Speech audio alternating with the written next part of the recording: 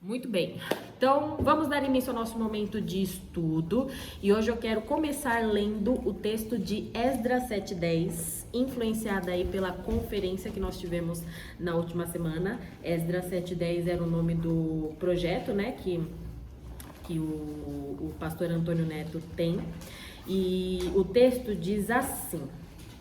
Eu vou ler na NVT, tá? Diz assim, que Esdras tinha decidido estudar a lei do Senhor, obedecer a ela e ensinar seus decretos e estatutos ao povo de Israel. Meu desejo é que, assim como Esdras, nós não fiquemos esperando vir a vontade de estudar, de obedecer e ensinar aos outros a palavra do Senhor, mas que possamos decidir, com vontade ou não, assim como Esdras fez, tomar uma decisão de estudar a palavra do Senhor, quer estejamos com vontade ou não.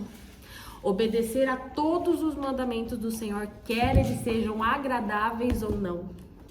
E ensinar a palavra do Senhor para aqueles que estiverem próximos a nós, quer nós nos sintamos confortáveis em fazer isso ou não, quer nos sintamos capacitados a fazer isso ou não. Então, eu vou trazer mais uma oração agora, pedindo ao Senhor que Ele nos dê um coração como o de Esdras, que escolhe estudar a palavra do Senhor, obedecer ao Senhor e ensinar a sua palavra, e que não fica dependendo das suas emoções, da sua vontade de querer fazer isso ou não. Então vamos orar mais uma vez? Senhor, obrigada por ti mesmo. E obrigada porque o Senhor é aquele que começou a boa obra em nós, e também é o Senhor quem irá completá-la em nós. A nossa oração nesse momento é que o nosso coração seja como o de Esdras, que nós possamos escolher, tomar uma decisão de estudar a sua palavra, de não apenas lê-la por ler, mas de olhar com atenção para aquilo que o Senhor deixou revelado para nós, de obedecer a todos os seus mandamentos, Senhor, sem ficar escolhendo aqueles que nos agradam ou não, mas de sermos fiéis e obedecer fielmente os seus mandamentos, e de nos comprometer e ensinar a sua palavra às pessoas que estiverem próximas a nós, Senhor.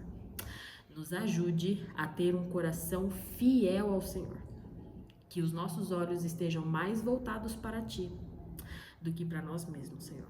Nos conduza agora nesse momento de olhar para a sua palavra, e que não seja apenas um conhecimento, mas que esse conhecimento transforme a nossa vida e as nossas práticas. É o que eu oro em nome de Jesus. Amém. Amém. Muito bem, vamos fazer uma rápida revisão do que nós já vimos até aqui, tá? Começamos o ano estudando Gênesis 1, 2 e 3 e vimos que Deus nos criou à sua imagem e semelhança para nos relacionarmos com Ele, ok? Para também amarmos a Ele e para obedecermos a Ele. Por isso fomos criados à sua imagem e semelhança. Mas o pecado entrou e nos desviamos de todo o caminho e propósito para o qual Deus nos criou. Só que lá em Gênesis 3, no mesmo texto que narra a entrada do pecado, também narra a promessa de Deus de enviar alguém que nos levaria de volta para o caminho e para o propósito de Deus. E por isso nós começamos a estudar a vida e o ministério de Jesus. Por quê? Porque Jesus é o único caminho que nos leva de volta para Deus, porque Jesus é a própria verdade que ilumina o nosso entendimento que estava obscurecido pelo pecado, e porque Jesus, já que o pecado trouxe morte, Jesus é aquele que nos dá vida. Lembra de João quando ele fala que Jesus disse que ele é o caminho, a verdade e a vida, tá bom? Então nós estamos desde março estudando a vida de Jesus, auxiliadas aí pelo nosso livro Seja um Obreiro Aprovado, né? Então, desde então, começamos a estudar o contexto da vida de Jesus, e o que nós vimos, né, em relação ao contexto é a época em que ele nasceu, onde ele viveu, o que estava acontecendo no mundo naquela época, como as pessoas pensavam, falavam, agiam e por aí vai. Todos os estudos dessa série, tá? Eles estão gravados e disponibilizados no YouTube, no canal da nossa igreja, e lá nós temos inclusive uma playlist só desses estudos, tá? Então, se você entrar lá no canal do YouTube da nossa igreja, tem lá a playlist União Feminina, com todos os estudos que nós tivemos esse ano até esse momento, Então, até aqui, sobre o contexto da vida de Jesus, nós já vimos que Jesus é judeu, porque ele nasceu na Judeia, uma região que fazia parte de Israel e que hoje é conhecida como Palestina. Nós vimos que na época em que Jesus nasceu, e esse é o contexto de todo o Novo Testamento, obrigada, meu bem, o Império Romano dominava a Judeia, assim como todo Israel e os outros povos ao redor. E aí, para refrescar, né, o Império Romano era como se fosse um país muito forte e poderoso que começou a atacar e dominar outras regiões e obrigar esses outros povos a fazer o que eles mandassem, né?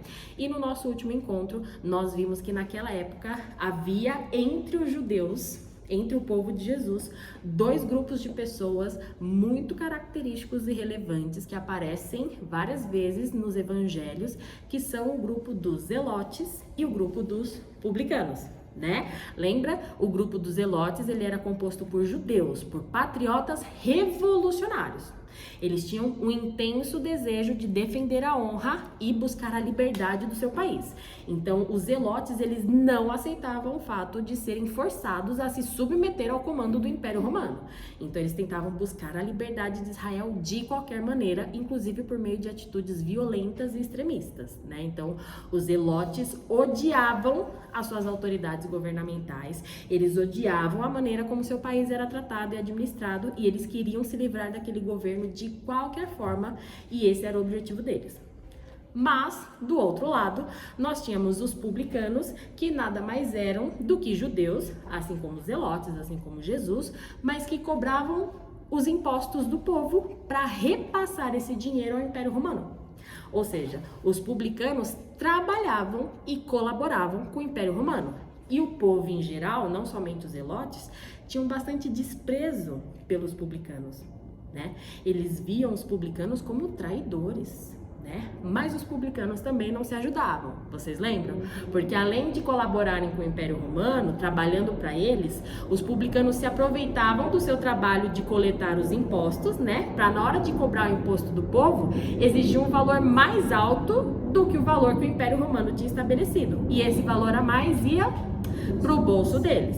E o Império Romano não se importava deles fazerem isso, tá bom? Ou seja, os publicanos, além de traidores, eles se aproveitavam do próprio povo deles para enriquecer. Então, por causa disso, né, os publicanos, eles eram excluídos das atividades sociais e religiosas, né, dos judeus. Então, ninguém convidava um publicano para ir na sua festa de casamento, para ir na festa de aniversário dos filhos. O publicano não era alguém bem-vindo socialmente, né? Então, basicamente, zelotes e publicanos, foi o que nós vimos no último estudo, eram grupos rivais. Eram dois grupos que claramente não viviam em harmonia, pelo contrário, eram dois grupos que viviam discutindo, brigando, discordando, que tinham alvos e objetivos de vida distintos, certo?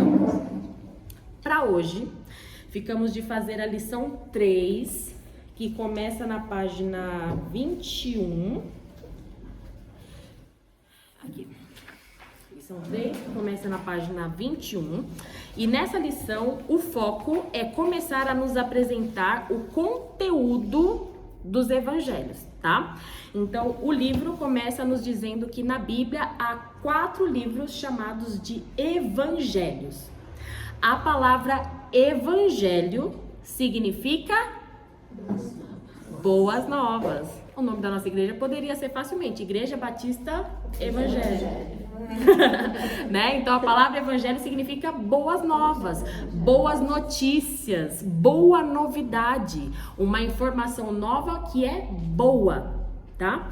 E faz todo sentido, gente, que os 4 evangelhos, os quais foram escritos por quem? Mateus, Marcos, Lucas e João, tá? Faz todo sentido que esses quatro livros sejam os livros que relatam a vida, a morte e a ressurreição de Jesus. Porque o evangelho, a boa notícia das escrituras, as boas novas de Deus, o Criador, para nós criaturas, é Jesus, é o próprio Jesus.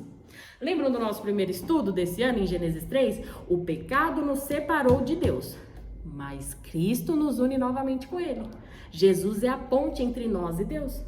O pecado nos condenou a receber a ira de Deus, o inferno para todo sempre. Mas Jesus veio para nos tirar do banco do julgamento e nos levar para sentar à mesa como filhos amados ao lado do Pai Celestial.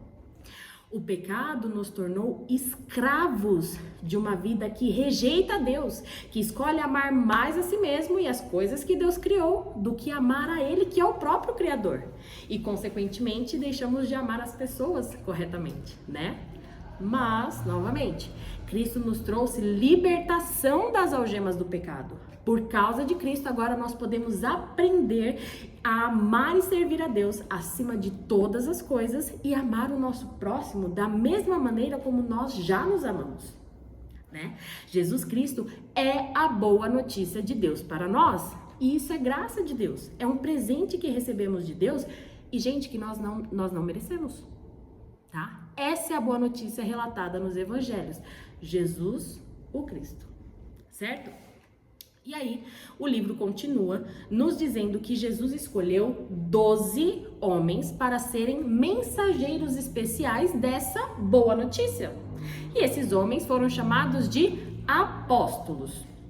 A palavra apóstolo significa enviado. Apóstolo significa enviado.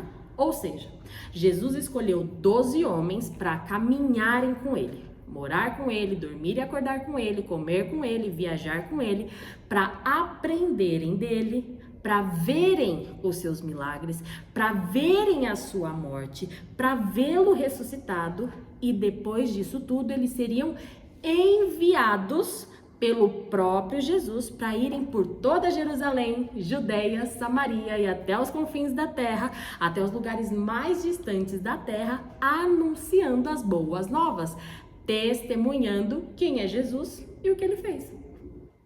Certo? Os evangelhos, então, relatam a vida e o ministério de Jesus, e logo na sequência nós temos o livro de Atos, que vai relatar o quê? O trabalho dos apóstolos depois que Jesus ressuscitou e subiu aos céus, né? E antes de subir aos céus, ele falou para eles: então agora vocês vão, vocês já viram, vocês já foram testemunhas oculares, né, do que eu fiz, de quem eu sou, e agora vocês vão espalhar isso mundo afora, né? Então vamos ver o nome desses 12 homens que foram escolhidos por Jesus para serem seus apóstolos? Abram aí, Mateus 10, versículo 2 a 4. Marco, meu bem, você ajuda a Glorinha a achar o texto, por favor.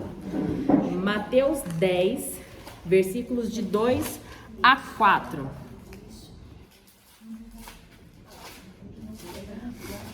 Por conta do nosso tempo, eu vou lendo aqui, tá bom? Adiantando a leitura. Mateus 10, versículo do 2 ao 4, nos conta aí, nos dá a relação, né, com o nome dos 12 apóstolos que Jesus escolheu. E aí diz assim: ora, os nomes dos 12 apóstolos são esses. Conta aí comigo. Primeiro, Simão, chamado Pedro, né? É a mesma pessoa aqui. André, que era seu irmão. Tiago, filho de Zebedeu, e João, que era irmão de Tiago. Filipe, Bartolomeu, Tomé, Mateus, o publicano, Tiago, filho de Alfeu, Tadeu, Simão, o zelote, e Judas Iscariotes, que foi quem traiu Jesus. Então, na Bíblia, o primeiro evangelho que nós temos, não necessariamente foi o primeiro evangelho a ser escrito, tá? Então, o primeiro evangelho que nós temos aqui na nossa sequência é o evangelho que foi escrito por Mateus, tá? E olha que interessante, gente. Mateus escreveu esse livro para um público específico, né? Que eram os judeus daquela época. As pessoas que eram do mesmo país que ele, da mesma região que ele. As pessoas que reconheceriam esses homens que ele citou. Por isso que Mateus vai identificando quem é quem. Gente, fazia parte do grupo dos apóstolos aqui, ó. Simão, aquele lá chamado de Pedro. Tiago, aquele que era filho de Zebedeu. Mateus, aquele que era publicano. Tiago, aquele que era filho de Alfeu, e por aí vai. Sabe o que Mateus está fazendo? Ele está fazendo a mesma coisa que nós fazemos aqui da igreja. Ah, quando a gente vai citar alguém, a gente fala aqui: ah, gente, ó, aqui, chama lá o Gabriel da Rai. Não, chama o Gabriel do Messias. Ah, o Luiz Carlos da Madá. Não, o Luiz Carlos que a gente chama de Lui. Vocês sabiam que o Luiz se chama Luiz Carlos, gente? Pois é, o Luiz se chama Luiz Carlos. Luiz Carlos Viana, chama só Lui. Aí, ó, pra diferenciar. Temos a Luciene do Newton e a Lu da Jacira. A gente não faz isso para identificar as pessoas? É a mesma coisa que Mateus está fazendo aqui. A intenção dele era que os seus leitores identificassem de quem ele estava falando, tá bom? E olha que legal, gente. Nessa lista que Mateus escreveu, ele mesmo menciona que ele, o próprio Mateus, era um publicano, um cobrador de impostos. E nessa mesma lista, ele menciona o nome de um outro apóstolo chamado Simão, que era um zelote. Ou seja, Jesus escolheu e chamou dois homens de visões políticas opostas para serem seus discípulos, seus apóstolos, seus mensageiros especiais, para fazerem o mesmo trabalho e para desfrutarem do privilégio de andar com ele, o próprio Filho de Deus. Me parece que Jesus não faz acepção de pessoas, não é mesmo? Me parece também que Jesus não tem preferência pelas pessoas que apoiam o partido X ou Y. Interessante isso, né? Vamos ver o que Jesus falou para esses dois e para os outros 10 apóstolos? Nesse mesmo texto, versículo 7 diz assim, Mateus 10, versículo 7. Depois de dar essa relação, né, de quem eram os 12 apóstolos, Mateus escreve o que Jesus falou para eles, né? Qual era a missão que Jesus tinha dado para eles. E entre elas estavam lá, versículo 7, vão e anunciem que o reino dos céus está próximo, está chegando. Olha só, um zelote e um publicano, que antes eram inimigos, foram agora unidos por Cristo para anunciarem juntos a chegada do reino dos céus, a chegada do reino de Deus. Conforme nós fomos caminhando, nós vamos perceber que Jesus nos chama a ter unidade na diversidade. Jesus chama pessoas diferentes para servirem ao mesmo propósito. E essa é uma das belezas do corpo de Cristo. Unidade na diversidade. Todos os membros do corpo são iguais? Não. Mas todos são necessários para o mesmo propósito, certo? E aí o livro vai falar que o reino dos céus é o tema principal do Evangelho de Mateus, já que a palavra reino aparece mais de 50 vezes no livro que Mateus escreveu. E aí, para quem fez o curso alvo ano passado, ou está fazendo esse ano, nós aprendemos na aula de hermenêutica, que é uma aula sobre técnicas, né, de como estudar a Bíblia, que quando o autor repete a mesma palavra muitas vezes, é porque ele quer que a gente despreze aquela palavra? Não, é porque ele quer que a gente, preste atenção. O foco é nisso daqui que eu tô repetindo, ok? Então, o reino dos céus, e o reino dos céus, que Cristo anunciou e enviou seus apóstolos para anunciarem também, o livro vai falar que é um reino de amor. O reino dos céus é um reino de amor. O reino de Deus é um reino de amor. E olha como foi importante os nossos estudos anteriores, onde nos dedicamos em conhecer o contexto da época. Vocês vão começar a linkar as coisas agora. Cristo vai falar repetidas vezes que o reino de Deus, ele é diferente dos reinos deste mundo. E para as pessoas daquela época, isso tinha um significado gigantesco. Afinal, eles estavam debaixo do reinado do Império Romano. Um reino que foi estabelecido com amor? Não. Um reino que foi estabelecido à base da força, da violência, com muitas mortes envolvidas. E ainda que os zelotes fossem contra o Império Romano, eles também queriam buscar a liberdade de Israel por meio da força e da violência. Então Jesus vem para confrontar ambos os lados e dizer que o reino de Deus é diferente tanto de um quanto de outro. E aí, vamos ver agora alguns textos em que Jesus nos ensina mais acerca do reino de Deus. Hoje a gente vai dar uma passeada aí nos evangelhos, tá? Então abram aí, Lucas 4, versículo 16 a 21. Lucas 4, 16 a 21. Lucas 4, 16 a 21 diz assim: Quando Jesus chegou a Nazaré, cidade de sua infância, foi à sinagoga no sábado, como de costume, e se levantou para ler as escrituras. Então entregaram para ele o livro do profeta Isaías. Jesus abriu o livro e encontrou o lugar onde estava escrito o seguinte: o Espírito do Senhor está sobre mim, pois ele me ungiu para trazer as boas novas aos pobres. Ele me enviou para anunciar que os cativos serão soltos, os cegos verão, os oprimidos serão libertos e que é chegado o tempo do favor do Senhor. Ou em algumas versões, o tempo do ano aceitável do Senhor. Então Jesus fechou o livro, devolveu o livro ao assistente e se sentou. Todos na sinagoga o olhavam atentamente. E aí Jesus começou a dizer o quê? Hoje se cumpriram as escrituras que vocês acabaram de ouvir. Nesse texto, vemos Jesus fazendo a leitura de uma profecia que foi feita por Isaías e que está lá em Isaías capítulo 61, versos 1 e 2. E no final, Jesus diz que essa profecia agora foi cumprida. Em Jesus e por meio de Jesus, Deus estava cumprindo o que ele havia prometido por meio do profeta Isaías há mais de 400 anos atrás.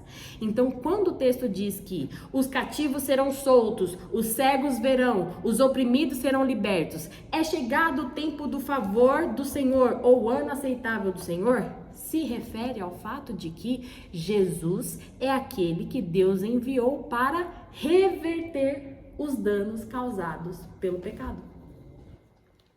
Logo após relatar, inclusive, essa situação em que Jesus estava lá na sinagoga, vocês vão ver que Lucas começa a narrar os milagres que Jesus fez. Expulsar demônios, curar doentes e por aí vai. Para mostrar, para dar prova daquilo que Jesus estava falando. Então, olha só, os milagres de Jesus foram um sinal, uma demonstração do seu poder e da sua soberania sobre o pecado e sobre os efeitos do pecado. Jesus é aquele que tem poder para nos libertar da escravidão do pecado e para nos resgatar das consequências que o pecado trouxe para nós. E o interessante, gente, é que Jesus não leu toda a profecia de Isaías, tá bom? Porque quando a gente olha lá para Isaías, pro texto original, lá em Isaías 61, o versículo 2, né, que é o finalzinho aí do que Jesus leu, diz assim: é chegado o tempo do favor do Senhor e o dia da ira de Deus contra os seus inimigos. É assim que tá lá no texto de Isaías. Jesus só leu a parte que diz que chegou o tempo do favor do Senhor. Mas Jesus não leu intencionalmente a parte que diz que chegou o dia da ira de Deus contra os seus inimigos. Por quê? E aí eu vou usar a explicação do Charles Wright, que diz que é porque a primeira vinda de Jesus tem o objetivo de trazer salvação.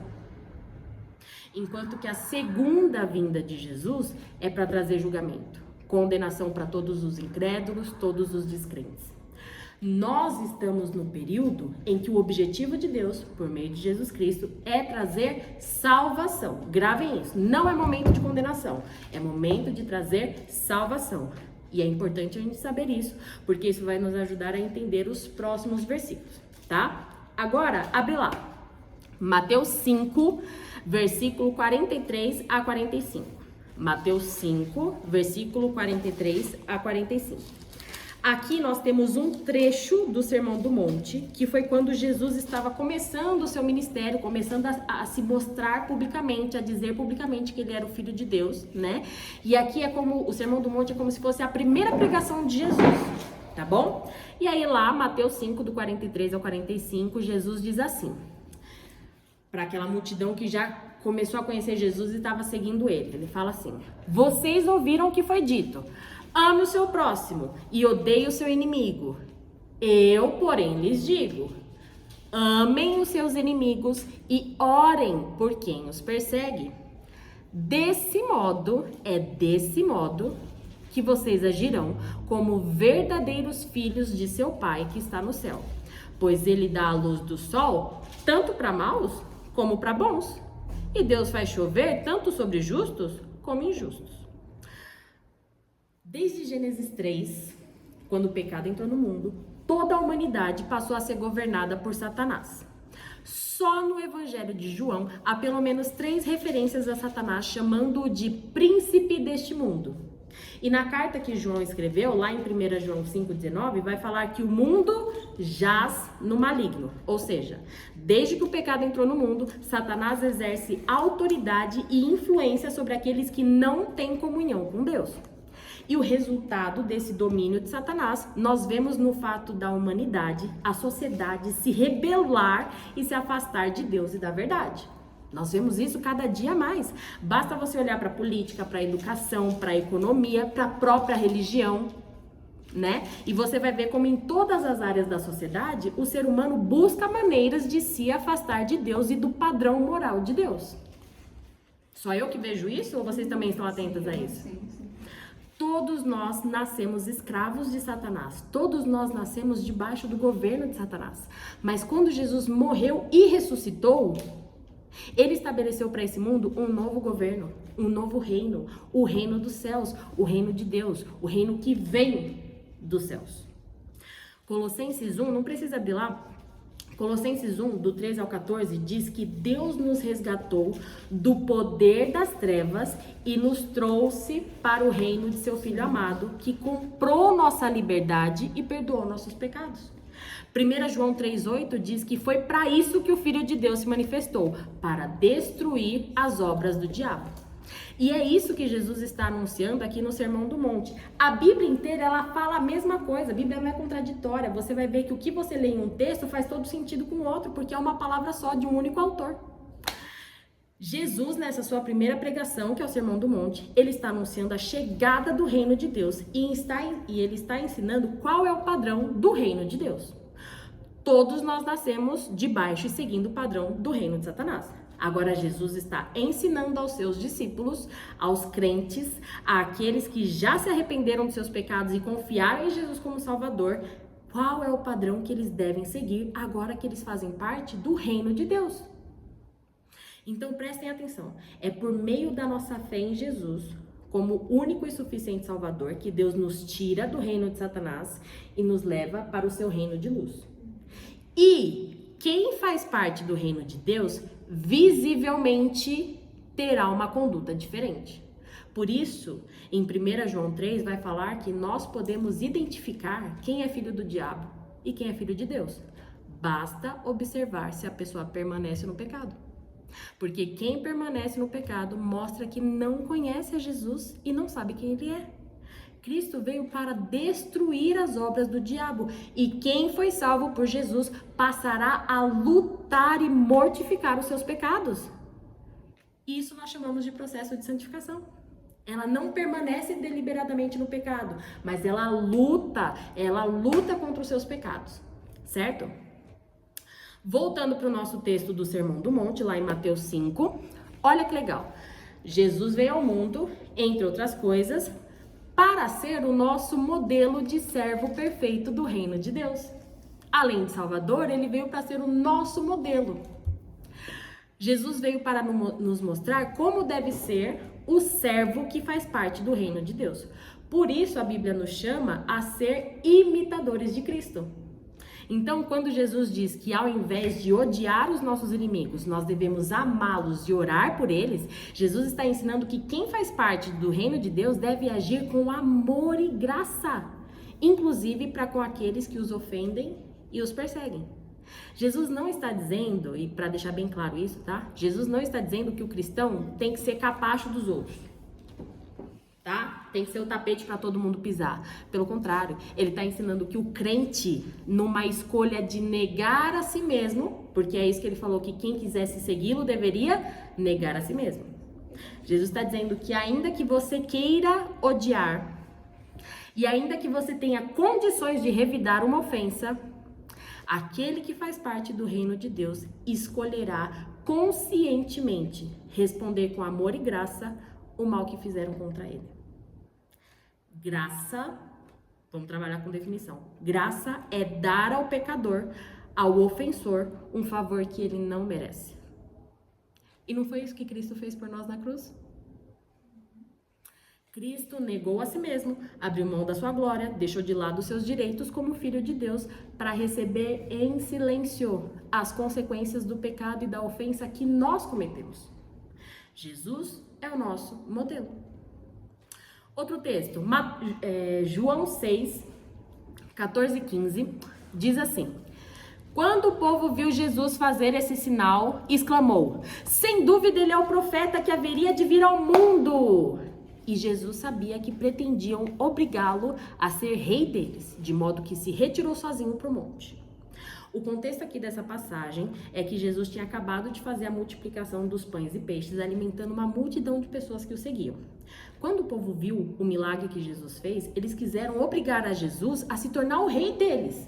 E isso envolveu o quê? Uma revolta, iniciar uma revolta contra o Império Romano, certo? Porque eles já tinham um rei, já tinham seu imperador que era César, né? Eles basicamente estavam dizendo assim: não vamos mais nos submeter a César, vamos tornar Jesus o nosso rei, ele está nos alimentando, ele está cuidando de nós, ele tem que ser o nosso rei. Eles queriam que Jesus fosse um líder político, mas Jesus foge da multidão e vai sozinho para um monte. Por que Jesus faz isso? Porque nesse primeiro momento, Jesus veio para estabelecer um reino espiritual. Não é um reino político, é um reino espiritual. Ele veio para dominar e reinar sobre os nossos corações. Jesus veio para nos libertar da escravidão ao pecado, que é muito pior que qualquer sistema político que se coloque sobre o povo de Israel ou sobre nós. Qualquer sistema político terá poder sobre nós apenas por alguns anos, mas o pecado nos condena para toda a eternidade. Cristo não veio para sanar o problema de alguns anos, Cristo veio para resolver o problema da nossa eternidade.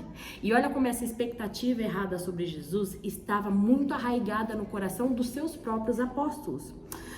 Lucas 22, do 49 a 53, diz assim: quando aqueles que estavam com Jesus viram o que ia acontecer, disseram: Senhor, devemos lutar? Trouxemos as espadas. E um deles feriu o servo do sumo sacerdote, cortando-lhe a orelha direita. Mas Jesus disse: basta! E tocando a orelha do homem, curou-o. Então Jesus se dirigiu aos principais sacerdotes, aos capitães da guarda do templo e aos líderes do povo que tinham vindo buscá-lo e disse: por acaso sou um revolucionário perigoso para que venham me prender com espadas e pedaços de pau? Por que não me prenderam no templo? Todos os dias eu estava ali ensinando. Mas essa é a hora de vocês. O tempo em que reina, né? O poder das trevas. Esse texto faz parte do relato de quando Jesus foi preso para ser crucificado. Os apóstolos que estavam com Jesus naquele momento quiseram defendê-lo. Mas eles se prontificaram a defender Jesus usando da violência, usando as espadas. E lembra, o reino de Deus é um reino de amor. Inclusive, um desses apóstolos, que no caso foi Pedro, outros evangelhos relatando essa mesma situação citam que foi Pedro, ele puxou uma espada, foi para cima de um dos homens que estava lá e acabou cortando a orelha dele. Então Jesus interrompe aquele início de briga, cura a orelha que tinha sido cortada e questiona aqueles homens que foram prendê-lo se por acaso ele era um revolucionário perigoso, um homem que queria iniciar uma guerra contra o governo. Porque não fazia sentido os soldados virem atrás de Jesus com paus e espadas. E aí eu quero destacar alguns pontos em cima disso, especificamente dessa atitude de Jesus de curar o homem que foi prendê-lo injustamente. Jesus ali estava deixando para nós o exemplo de como um servo do reino de Deus deve reagir às situações mais adversas da vida, tá? Primeiro, ao realizar aquele milagre, Jesus mostrou novamente que ele é aquele que veio para trazer cura e restauração, tanto física quanto espiritual. Segundo, mesmo em um momento de vulnerabilidade e traição, Jesus revidou o mal com o bem, deixando o exemplo para nós seguirmos. Não importa a circunstância, quem faz parte do reino de Deus deve sempre revidar o mal com o bem. Terceiro, ainda que você responda ao mal com o mal, como Pedro fez ao cortar a orelha daquele homem, saiba que Jesus te chama a voltar e restaurar o mal que você fez, sempre que isso for possível. E aí eu quero ressaltar o que Jesus disse no finalzinho do verso 53. Toda aquela traição, toda aquela injustiça, toda aquela violência foi causada porque naquele momento o poder das trevas ainda reinava. E aí, para completar, olha só um detalhe que João escreveu também ainda sobre esse momento. Tá lá em João 18:36. Ele diz que Jesus tinha dito a seguinte frase: Meu reino não é deste mundo. Se fosse, meus seguidores lutariam para impedir que eu fosse entregue aos líderes judeus. Mas meu reino não procede desse mundo. João aqui está narrando o que aconteceu um pouco depois desse momento da prisão de Jesus. Depois que ele foi preso, Jesus foi levado para Pilatos, que era o representante do governo romano ali na Judéia. Pilatos era como se fosse um prefeito da cidade. O imperador, que naquela época já era Tibério, tinha colocado Pilatos para cuidar daquela cidade, daquela região. Os líderes judeus entregaram Jesus para Pilatos com a acusação de que Jesus queria se rebelar contra o Império Romano, já que ele se declarava como sendo o rei dos judeus. Então Pilatos pergunta para Jesus se de fato ele é rei. E a resposta de Jesus foi essa. Jesus confirma que ele tem um reino, mas ele declara que no seu reino ele não precisa de soldados para lutar por ele. Jesus é rei, mas ele não estabelece seu reino pela força e a violência. A força e a violência são armas terrenas. É o ser humano que precisa disso para estabelecer a sua vontade. Deus não precisa disso. Olha só o que diz Romanos 2, do 4 ao 11, para a gente já ir para o encerramento do nosso estudo. Romanos 2, aí eu vou pedir para vocês abrirem lá para acompanhar essa leitura. Romanos 2, verso 4 só, perdão. Romanos 2, 4, diz assim: vocês não percebem quanto ele é bondoso, tolerante e paciente com vocês? Não vê que essas manifestações da bondade de Deus visam levá-lo ao arrependimento? Olha só, é por meio da sua bondade que Deus nos chama para o seu reino. Não é por meio da força e da violência, é por meio da sua bondade. O amor, a bondade, a tolerância, a paciência de Deus para com o pecador tem como objetivo levá-lo ao arrependimento. E arrependimento, meninas, não é quando você chora. Arrependimento é quando você muda. Arrependimento significa mudança de atitude. O amor de Deus visa nos constranger, causar em nós uma tristeza pelo pecado e, consequentemente, um afastamento do pecado. E diante disso eu quero encerrar com algumas aplicações para nós. Corri um pouco, perdão, ultrapassei um pouco o tempo, mas vamos finalizar. Primeiro, trazendo uma aplicação de tudo que nós vimos aqui para nós. Saiba que no momento da sua conversão, quando você se arrependeu dos seus pecados e creu em Cristo como seu único e suficiente Salvador, naquele mesmo instante, Deus já te tirou do reino das trevas e te trouxe para o seu reino, para o reino da sua maravilhosa luz. Segundo, como parte do reino de Deus, é seu dever andar como Cristo andou. É seu dever imitar a Cristo, amando e servindo as pessoas que estão ao seu redor, quer elas sejam pessoas amáveis ou não, quer elas sejam pessoas fáceis de se lidar ou não. Nenhum de nós era merecedor do amor de Deus. Essa é a justificativa. Nenhum de nós era merecedor do amor de Deus. Mas ainda assim, Ele escolheu nos amar. E como representantes de Deus nesse mundo, nós devemos amar assim como Ele nos amou. Terceiro, estamos vendo que o Evangelho é necessário para a salvação do ímpio, mas também para a santificação do cristão. Não tem como o crente amadurecer e crescer espiritualmente longe de Cristo. Para ver santificação, para ver amadurecimento, para ver crescimento, é necessário olhar constantemente para Cristo. Jesus é o nosso modelo. Ser igual a Ele é o nosso alvo. Então prossigamos para o alvo sem tirar os olhos de Cristo. E por último, como vimos nesse último verso de Romanos, que diz que a bondade, a tolerância, o amor de Deus visa nos levar ao arrependimento. Saiba que quanto mais você conhecer a Deus, mais vergonha você sentirá do seu pecado e mais você irá lutar para abandoná-lo. Antes de orar, no nosso próximo encontro, nós estudaremos a lição 4 do nosso livro e eu creio que é importante deixar um alerta para nós da Igreja Batista Boas Novas de forma especial, tá? Nós acabamos de ter uma conferência onde nós aprendemos sobre a missão da igreja, né? Nossa missão é imitar a Cristo e testemunhar de Cristo, falar de Cristo às pessoas. Como mulheres da Igreja Batista Boas Novas, nós temos tido o privilégio dado por Deus de estudar com profundidade a vida de Jesus, de conhecer de maneira mais ampla e madura o nosso Salvador. Nós conhecemos a frase famosa que diz que Deus capacita os escolhidos. Não conhecemos essa frase? Sempre falamos, fique em paz, Deus capacita os escolhidos. Mas essa frase, ela podia facilmente ter uma segunda parte que diz que os escolhidos não devem rejeitar a capacitação dada por Deus. Nós fomos escolhidos por Deus para testemunhar de Cristo, da bondade e do amor de Deus a esse mundo. Essa igreja, falando de nós, essa igreja tem se dedicado em capacitar os seus membros com conhecimento na EBD, no encontro de mulheres, com panfleto evangelístico, com cultos que trazem pregações positivas. Nós temos disponibilizado, inclusive, esses cultos, esses estudos na internet para que você possa rever, possa reestudar, entre outras coisas. Nós que fazemos parte dessa igreja, nós não podemos dizer que Deus não tem nos capacitado para cumprir a missão que Ele nos deu. Deus capacita os escolhidos e a nossa igreja é um testemunho disso. Provérbios diz repetidas vezes que o filho não deve rejeitar, o filho não deve desprezar o ensino do pai. Então, meninas, não despreze a capacitação que o Senhor tem te dado por meio dessa igreja.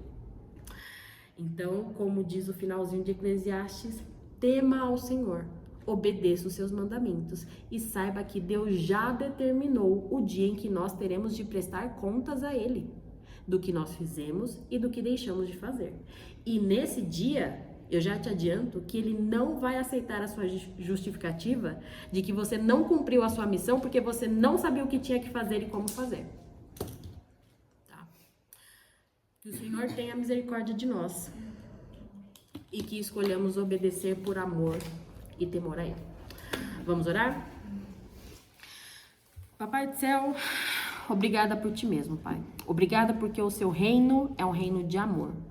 Obrigada porque o Senhor nos chamou por meio do Seu amor, da Sua bondade, da Sua tolerância, da Sua paciência.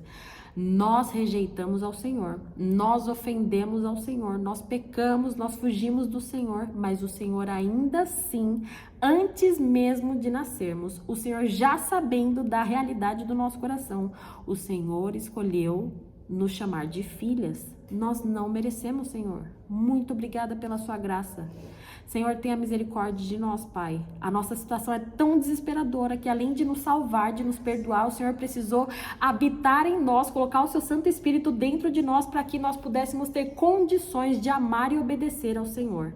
Nos ajuda a andar pelo Espírito, a depender do Espírito Santo, Pai, porque sem Ele nós não temos condições de fazer aquilo que o Senhor quer que façamos.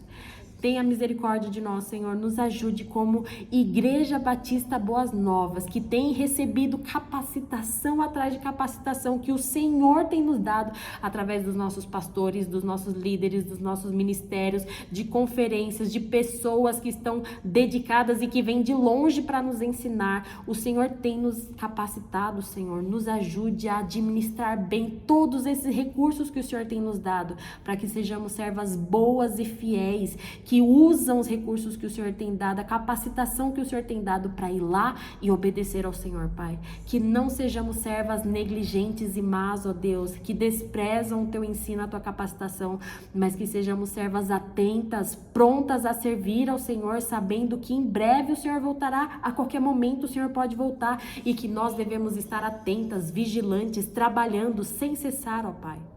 Que nós não busquemos o nosso conforto, mas que nós tenhamos na nossa mente que todo desgaste, todo desconforto, todo cansaço em prol do Seu reino, ele será recompensado no dia de Cristo Jesus, Senhor. Tenha misericórdia de nós, Senhor, e molda, quebranta o nosso coração, Senhor.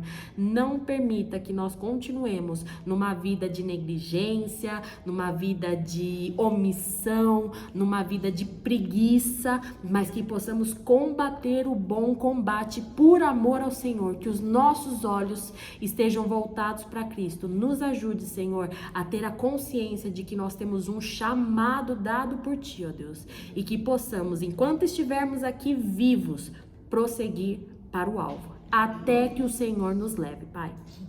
Muito obrigada por ti mesmo. Muito obrigada por cada uma das minhas irmãs que estão aqui, por aquelas que vão assistir, que sejamos abençoados, já estamos sendo abençoados e que possamos fazer bom uso das bênçãos que o Senhor tem derramado de forma infinita sobre nós, Senhor. Bendito seja o Senhor, é que eu oro em nome de Jesus. Amém. Amém.